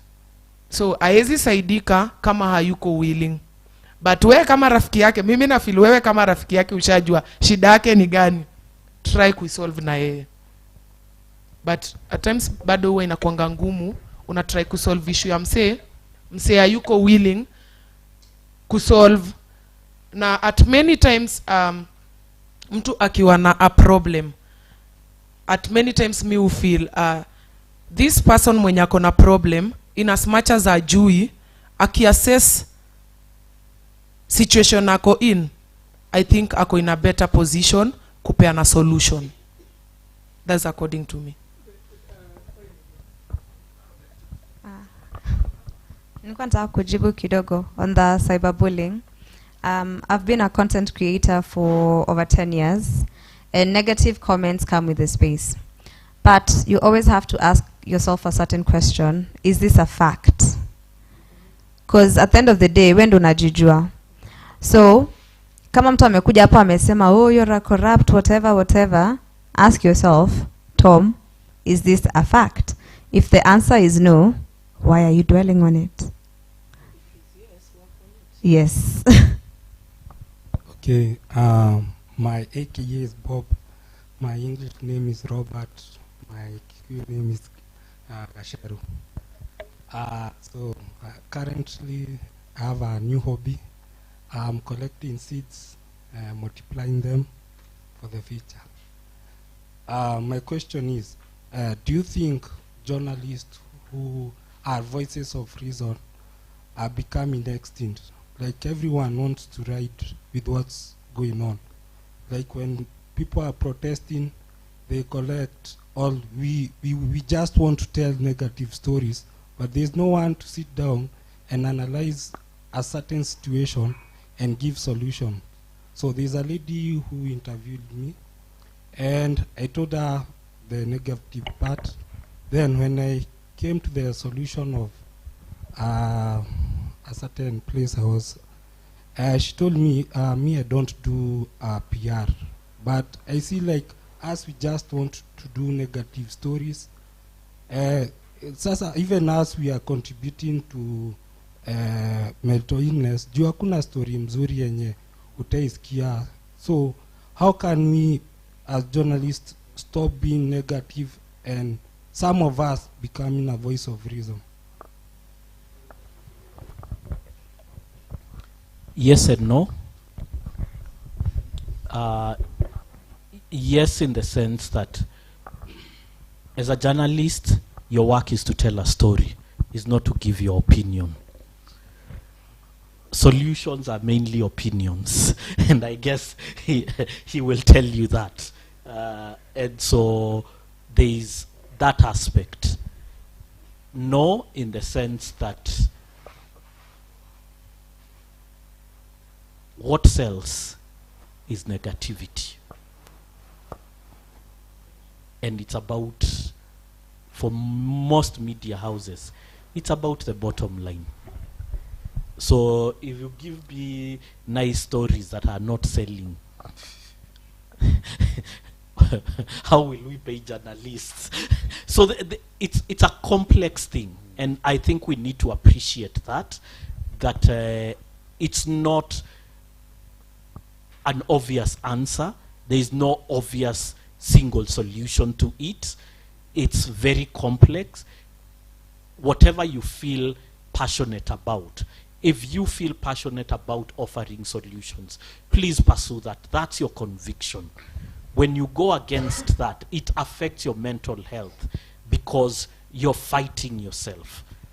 And allow everyone else to be themselves. She said it very well. Jikubali. Kama hii sio yako, wachana naye. Wachia wenyewe. Maji ni ya sabaki, chura ni kujipendekeza.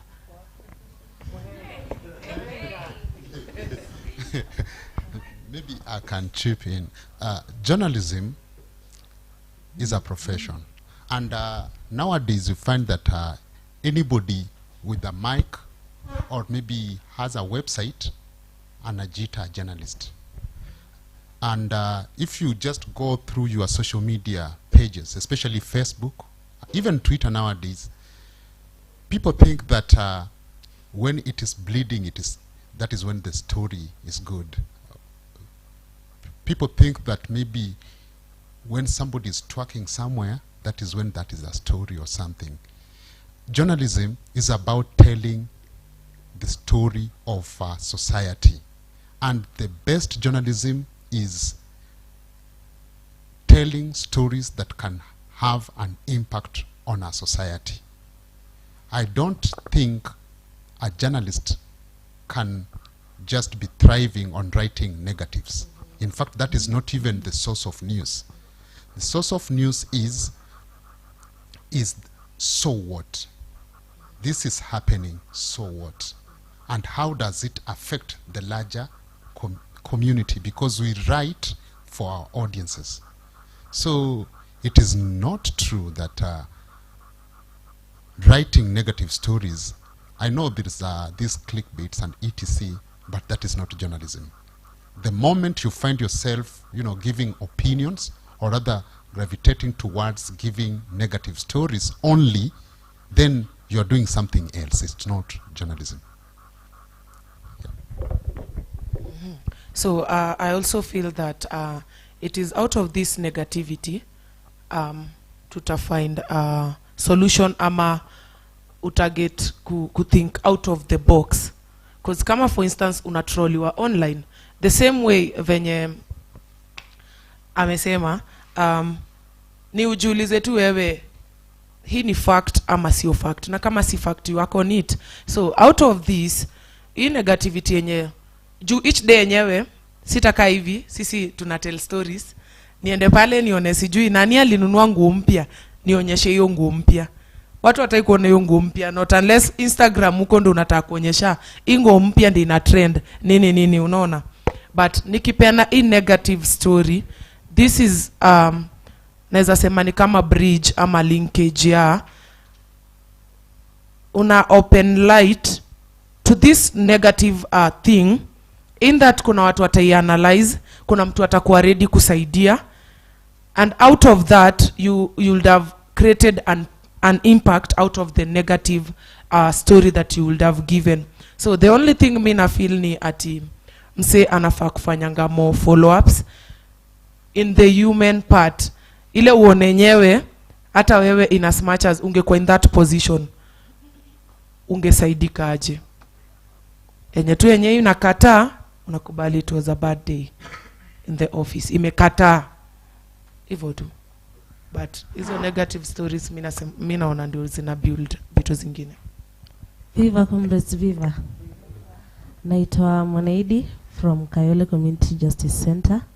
Pia mimi ni citizen journalist from Sema Ukweli.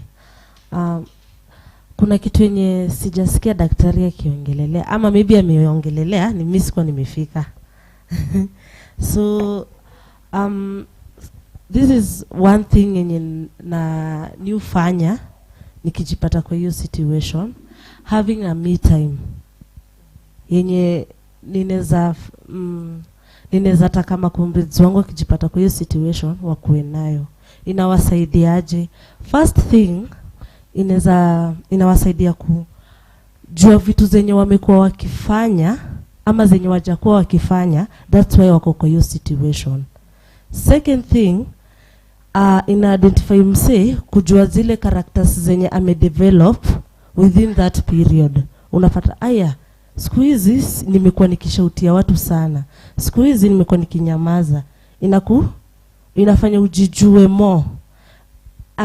Kitu ingine pia, kwa hiyo process ya me time, inafanya ujijue vizuri na ujipende na ujiaccept, na inakupatia at least your motivation to continue with what you are doing. Unaona venye mmesema tujikubali, hii ndio course yenye tumetake. So ukikuwa kwa hiyo situation, ukikuwa na hiyo me time, inakupatia hiyo nini ya jikubali. This is the thing that hata kama kuna hizo ma challenge zenye unaokaa kwa hiyo process, unajikubali tu. So for me, hiyo me time ina work very. So sijui kama daktari uta recommend iko sawa ama tuachilie ikifika mali inaweza tuharibikia.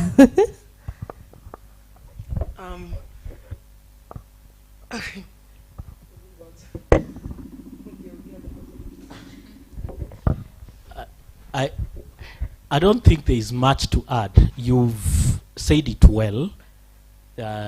Finding me time and a time to reflect on yourself, reflect on certain things, and let that me time be very well structured. And the reason I say very well structured, when she was introducing herself, she said that she's an overthinker. And if there's something that is dangerous, is having me time that pulls you into overthinking, because it will pull you into anxiety. But when it's structured in terms of, okay, I'm having me time, what are the things that I want to process? These are the things that I want to process. So you're clear on the journey that you want to take during your me time. It's not random. Otherwise, for the overthinkers, what a cheesy. So you're correct. Very important. However, when you notice that you're starting to slide into overthinking, please just get out and go do something else. Don't stay there. It's locking yourself in the house, and by evening umejam na kila mtu, you're anxious, as in unapigia madhe, unamblame sijui nani. Don't. Catch yourself by being very clear on the journey that you want to take in your me time.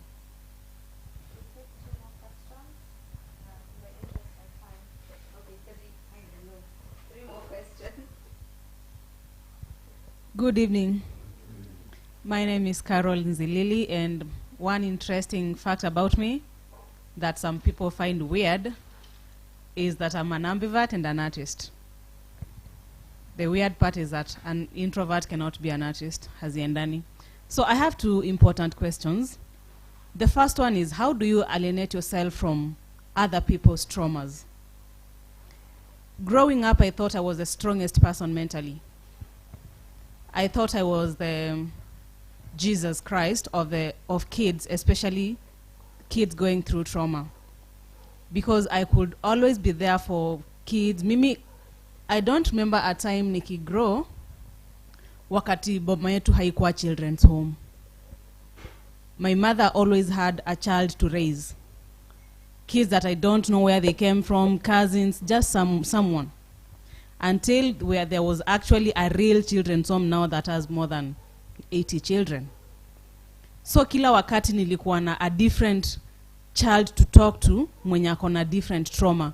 Mwingine amekatwa kichwa na mama yake, mwingine so many traumas. So, and nika grow nikijua how to deal with these cases, because being an ambivert, I was more of an introvert. Nikae kwa nyumba, when this case comes up, my brother calls me, hey, ebu kuja huku hivi uone. Then I will just I love art, I do poetry, I write scripts, and I go train with these kids, just have fun with them. Their kids are my best friends. But then, after becoming a journalist, I realized that actually it's not as easy as it seemed. Because sahi unaenda ground, there's a story that una experience, you listen to this story, and you relate it to 100 others, zenye umepitia before, zenye umeona before, and you feel like they're getting into you. And you really want justice for this person. But remember, you're just a mere journalist. You're not a doctor, you're not Gava. The best you can do ni expose his story. How do you deal with that? Like, utajiseparate aje, umalize, uende home, and be like, I did it today. Juu ata ukijaribu kujiambia hii story imekuwa published, so what? Huyu mtoto ametolewa kwa huyu toxic mother, maybe not. That's the first question. Maybe if I can just...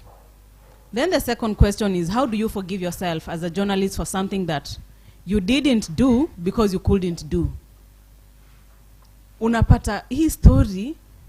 Personally, I was talking with our editor yesterday, and he told me that his biggest problem with me is that I don't deal with vile anasema negative stories ama true story yenye ita trend leo ishe. I deal with cases. A case that needs to be solved. Someone who needs justice. So unapata, you have this case, there's a case that I had to drop, na your story isikuwe shared at all. Why? Because you have other interests. Si wewe peke yako unajiangalia. There's a time unapata there are other parties that you must protect while covering this story. There's a story of a lady mwenye aliface a lot of injustices, na wakati naenda kucover hiyo story, I realized that actually the lady is a neighbor to my sister, a sister who looks like a photocopy of me. Na hapa risk si mtu mmoja, kuna enemies kadhaa. So if someone realizes that I covered this story, kuna watu wengine wanaweza jipata kwa ngori juu yangu. I always feel like I can protect myself, but I can't protect these other people. So inabidi ni drop his story. It's been almost 8 months, and I still beat myself for that. How do you forgive yourself for such an incident? Allow me to touch on something very important that you have brought up, and this is third-party trauma. Sometimes we think, as we are writing our stories, as we are covering things, that it is that thing, that it is the bodies at the quarry that trigger you, while maybe it's not. It's a build-up of things that have happened in your past. And this was just a matchstick into the fuel. And so that recognition that we all carry things from our past, and we experience things that have an impact on us. Some of them we never realize. It's you growing up, well, let me say being robbed of your childhood in a certain way, because you have to be a therapist to other children. And that in itself has a mental effect on you, that today you are an adult, the way you interact with children is informed by. And so it's easy to draw from that, and something happens to you, you experience a mental collapse, not because of what has happened today, but because of something that is connected to your past. And the truth is this: we will never know everything that we have collected. However, it's always important to go back deep into ourselves and ask, what is the pain point for me? And you will be able, if you get a good therapist, they'll be able to walk you back enough to begin seeing, or even today, our friend's friend who sleeps hungry. That in itself is very traumatic. It has got nothing to do with journalism. But that's such a trigger that he will react in certain ways. Juu ya njaa, ama juu ameona mtoto, ama amefika home, wife amemsomea, amemuuliza, unasemaga unaenda job mwanaume mzima na unakuja hapa mkono tupu. Ni stories zako tu zina trend, tutakula trends. You understand? And so they are not related to the core. And that's where then the professional comes in, because they can help you with that journey, unpack that, and know that this might be triggers in my life, and I need to set boundaries on that. Maybe if I can add, and when do a story stops? As a journalist, you should understand when the story stops, because there is a danger of you becoming part of the story, or rather the story consuming you. So practically for me, I don't, if it is not an investigative story, and a story should always have a timeline. If I'm working on an investigative story and I'm taking more than 2 weeks to conclude a simple task, then that is not a story. Or rather, if that story, I'm doing more than writing, I'm doing more than interviewing, or rather getting information from a source or wherever, then that stops to be a story. It becomes a trauma. And for me, I think it is because I'm a professional journalist, we were taught on when a story should stop. So learning on when the story stops is very important for a journalist. Okay, my name is Samuel Omari, and I'm from Mohenga Youth Group. Something interesting about me is that I'm an alien, maybe. My problems start during the protest and after the protest now. Because of, you are seeing dead people in the streets in Tao, the tear gas sounds. So when I hear something loud, I usually start thinking, as a protest began, is there anything bad going outside? Maybe even it's some construction, you know. So I have a problem with overthinking and anxiety, like you said before. So I tend to shut down myself in the house and maybe drugs, drink alcohol, maybe smoking, you know. That is maybe how I try to cope myself. And also reacting to small things. If you tell me something and I feel like you're offending me, I react in a big way, you know, and then I regret later, you see. And even in job, performance becomes poor. The things that I used to do easily, and I'm not interested in doing them anymore, you see. So I think that challenge I've been facing it for a while now. So when you say that you go outside, the problem with me is that when I go outside, I do much more distraction to myself. I drink a lot, you know. I don't go outside like to get like healing. I find myself doing the wrong things when I'm outside, you know. So, but when I'm inside, I don't want to go outside. So, I don't know how I can maybe take control of that. I don't have enough time to be able to walk you through this. However, I'd strongly recommend that you get professional help. That is what I would say, because the 1 minute I have is not sufficient enough, and I might misdirect you because I need to get certain things from your background and all of that to provide proper help. And so I hear you, and I would strongly advise, seek professional help. It will hugely influence the way that you live your life into the future. If you'd allow me to answer it that way. Yeah. Okay, good evening everyone. My name is Ayla Vosti. I'm from Juja, an organization known as Wezesha Jamii Network.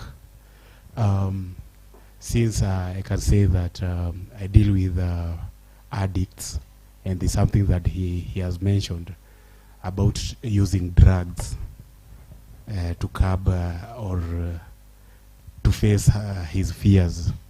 I feel like I should try to help you, bro.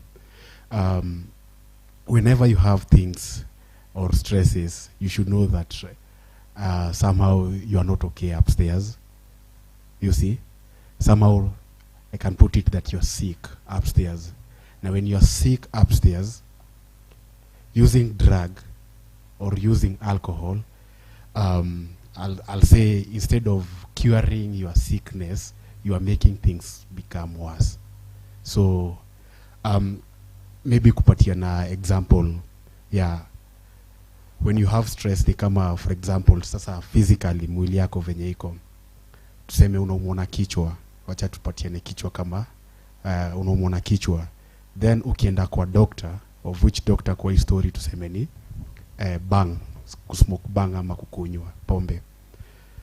Ukienda kwa doctor anakuambia wacha nikudunge dawa ya kuuma tumbo so that kuuma tumbo ifanye wacha kuumwa kichwa. Yani ile harm yenye una cause, you are doubling harm yenye ulikuwa nayo. Already when you feel hizo anxieties, hizo panic attacks, unafaa uelewe upstairs uyuko fiti. So when you use drugs, it is the same as unatumia, it is the same as unaongeza kaugonjwa fulani juu ya kenye uko nacho already. Mostly watu wanakuaga na hizi mental disorders, or wale watu wako na hizi vitu kama anxiety, mostly unakuaga uko exposed to things like depression na addiction. Unaelewa? So when we're using these drugs, it is the same as you are welcoming addiction ama you are welcoming depression.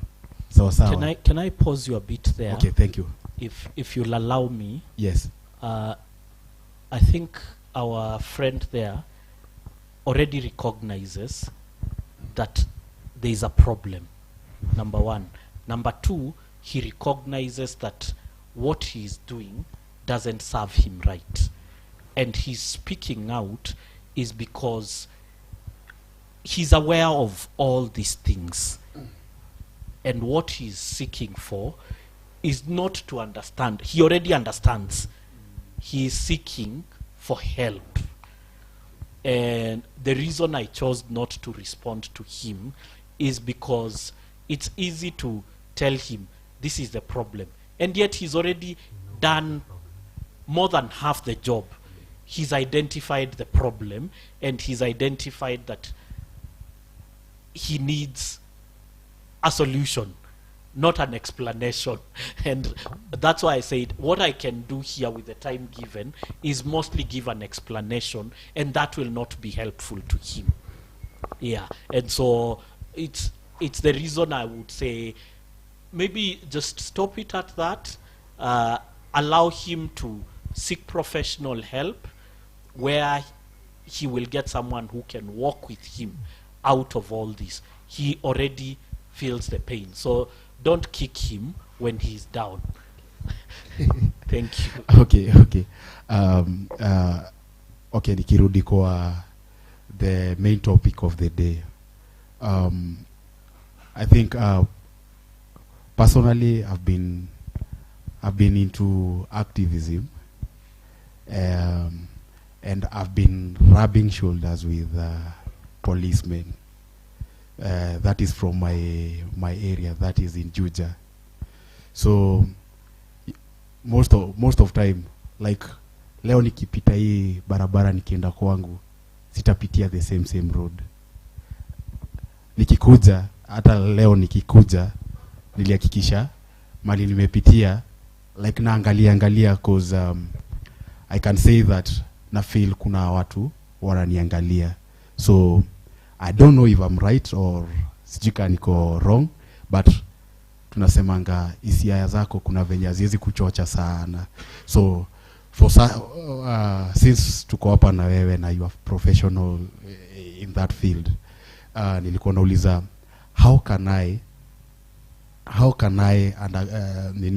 I face challenge kama hiyo, cause na feel sometimes tamkata usiku naishi next to a stairs, nasikia steps zinapanda, niko zile za ama ni mimi wanatafuta.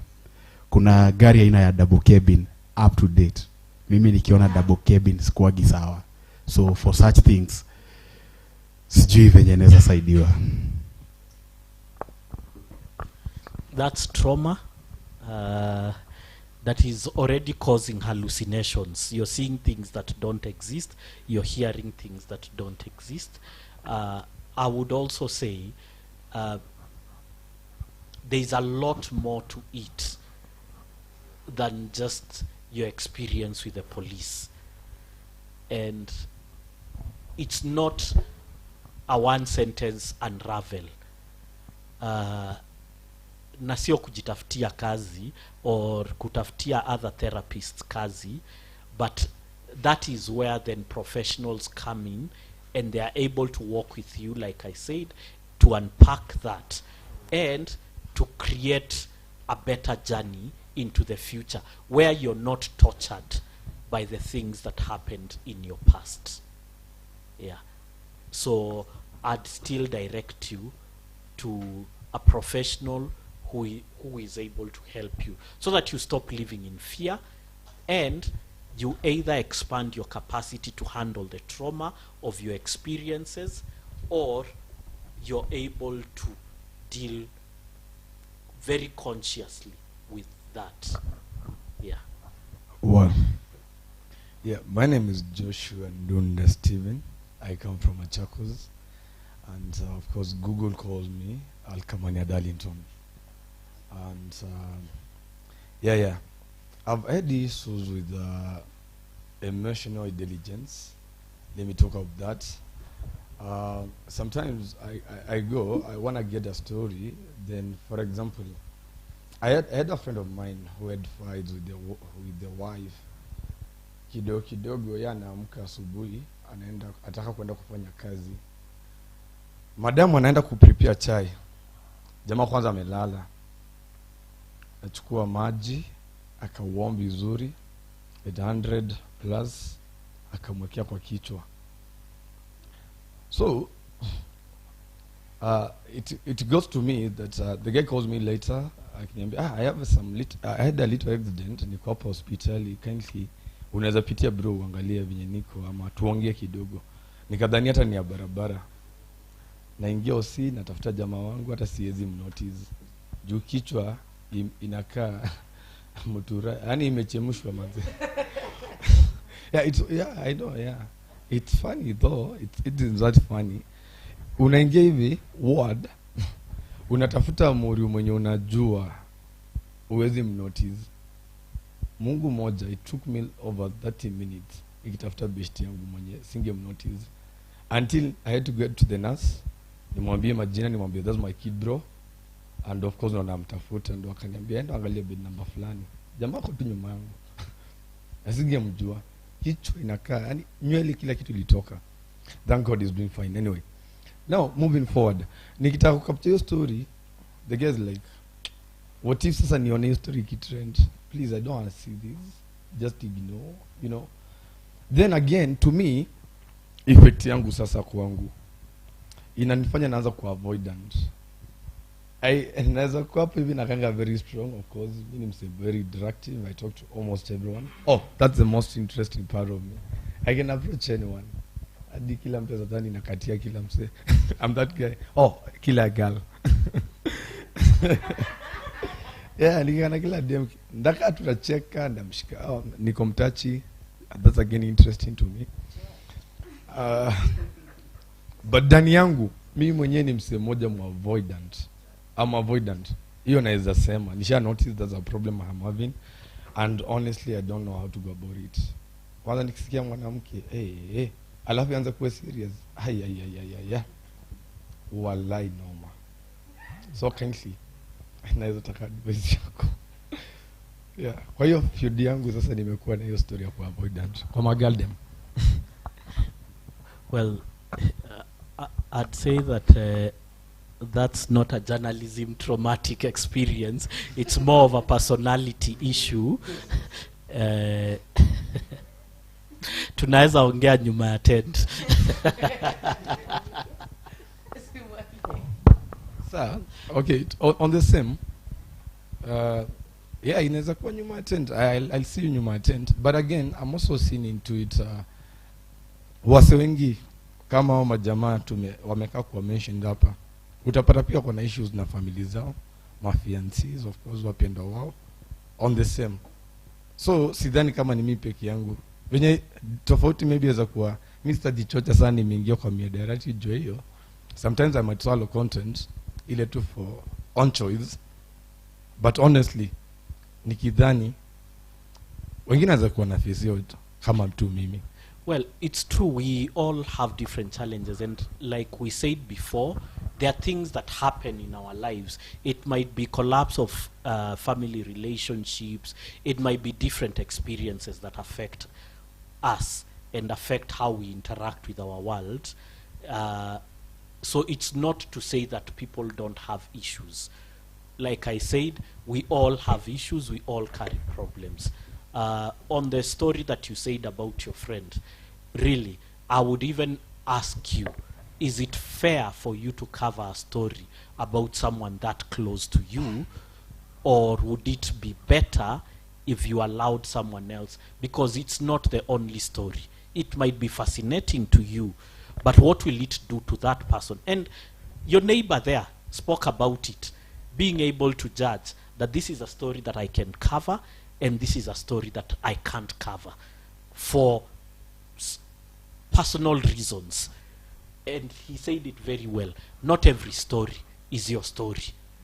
And even for objectivity, as a journalist, you have to declare, you know, if I'm related to her, I won't cover that story objectively. And objectivity is a key principle in journalism.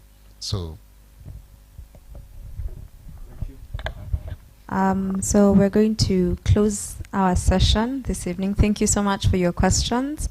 I hope you've gotten some insights that you didn't have before. I guess look out for each other, and yeah, let's be our brothers and sisters keepers. I'm going to ask our panel to give us a 30-second parting shot, and then we close this evening's session. Millian, we can start tukikuja hivi. Okay, my parting shot will be watu tujipende sana. Kujipenda sana ni kitu most important. On the same note, discipline pia ni kitu muhimu sana na itatu guide a lot. And also something I could maybe ask for, kama kuna mtu anaeza taka kupea watu debrief. Actually, the comrades from Mkuru, I'm asking it kama comrade wa Mkuru. We could really wish for getting a debrief. Watu waende mahali, they talk it out, walilie out, wa cry out their hearts, ama kubonga tu, ndio history na vitu zime happen in the quarry and what have you protest na kila kitu. At least maybe kama itatoka 100 tumesema tuwezi erase, but in one way or the other tutajengana na tuta keep fighting. So to fight tusieke tools zetu chini any soon. Tukue ready kufight huko nje, na tukue tu wa honest, tusikue biased kwa vitu zingine. Kitu yenye una feel yenye uwezani nayo, chorea.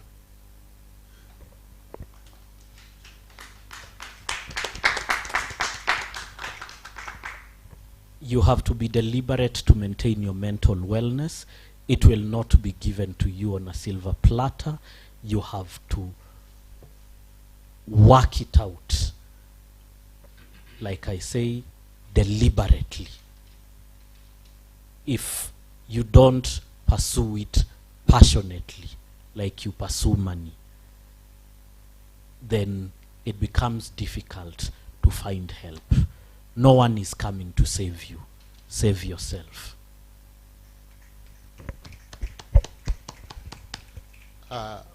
For me, to my fellow journalists, what you should do, you should divorce your work from your life.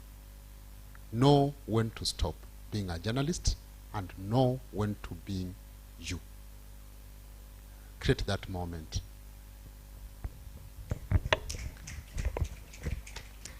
That's it from us. Thank you so much for a lovely evening and being as engaging as you are. Tufike nyumbani salama, watu watume text wasema wamefika, 'cause masaa. Yeah, but thank you so much. That's it from us, and one more round of applause for our panelists and for yourselves and for Sema Ukweli. Thank you so much.